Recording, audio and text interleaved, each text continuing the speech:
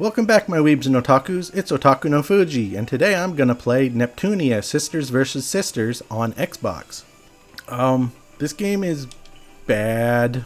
This game is, I would say that it's 70% visual novel and 30% terrible action RPG. And it's not a good visual novel either. It's pretty bad. The only good thing about it is that it's got cute girls, because that's what Neptunia is all about, really. It's like, oh, it's cute girls doing cute things and also do combat for some reason. One thing about the Xbox version is that all of the swimsuit DLC that was separate in the other versions are all in this one from the start, and they're all unlocked from the start.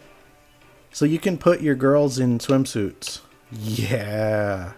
Ew, gross. Nope. She got a big hammer. She's my favorite.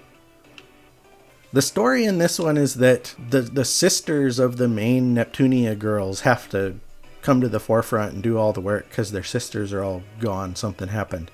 But to be honest, I haven't paid attention to the story because it's terrible. And there's so freaking much of it. What I do know is that it's about like mobile gaming and microtransactions that are taking over this world of game industry. Because that's the thing about Neptunia, is all the characters are based on game consoles.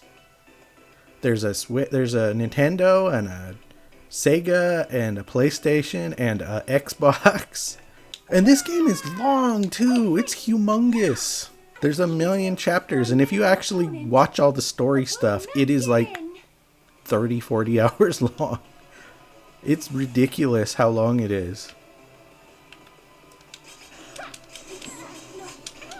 But this is a pretty early area in the game. That's why I'm just wrecking this boss. One sort of disappointing thing is that the game, it reuses areas all over the place. So there's this sort of lake forest area, but there are other parts of the world that are the exact same lake forest area.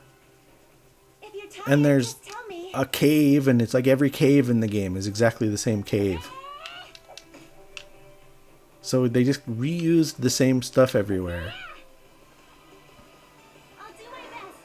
Even the level layouts are the same, even though it claims it's a different part of the world. It's all the same place, really. It's all the same level layout. It's the same exact graphics. And that's super lame.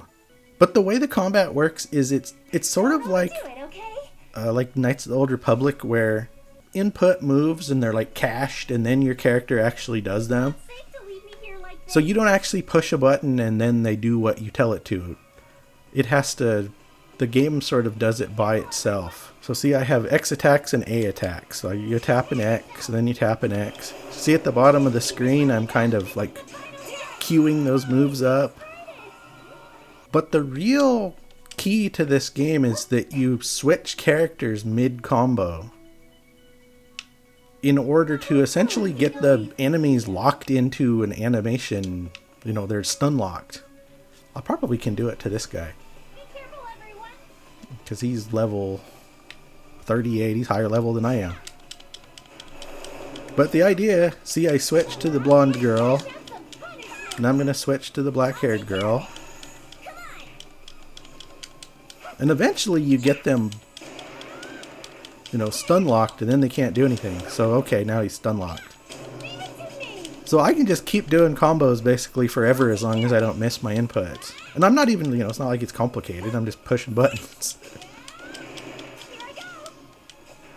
But you can do this even to boss fights and stuff, where you just get into this rhythm of switching characters, and the enemies are just locked in place, including, like I said, bosses. But see, I've done 47 hits so far. 54, 55. But this is the way you're supposed to play the game. It seems really shallow and boring at first when you're just doing the... like one character doing the really sad, boring combos. I'll have her do a super combo.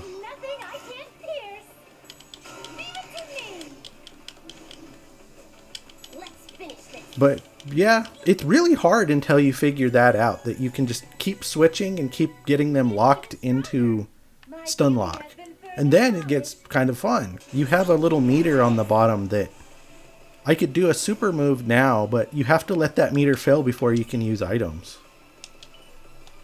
Which is sort of annoying in the middle of a boss fight, when you desperately need to use like a phoenix down and bring your partners back, but you can't because you have to wait for the stupid meter to refill. So I'm not really a fan of that.